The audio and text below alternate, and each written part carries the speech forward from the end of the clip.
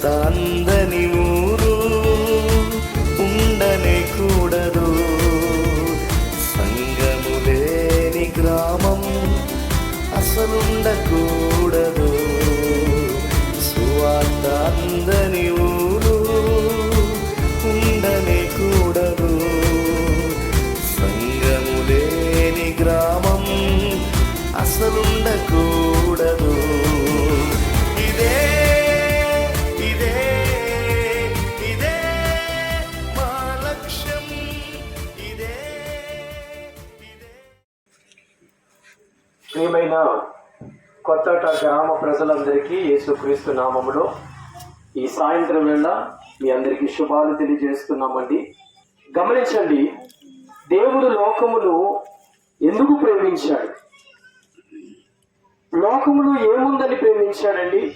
2000 సంవత్సరాలకు మించి మరి యేసు ప్రభువారు ఈ భూమి మీదకి వచ్చినట్లుగా కాల చరిత్ర చెబుతూ ఉంది.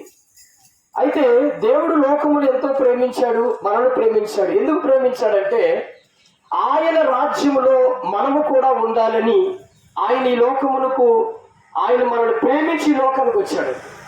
కాబట్టి మనల్ని ప్రేమించడం, ఆయన ఎంత త్యాగం చేశాడంటే ఆయన ప్రాణం పెట్టినంత ప్రేమ చూపించాడు. నేను చెప్తున్నాను, ఒకప్పుడు నేను ఒక త్రాగుబోతునండి, ఒకప్పుడు నేను తిరుగుబోతుని, ఒకప్పుడు నేను ఒక వ్యభిచారం లాంటి వ్యక్తిని.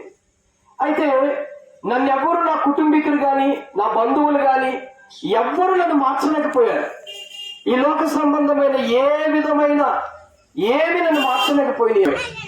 అయితే యేసు ప్రభు వారి యొక్క ప్రేమ నన్ను మార్చిందండి.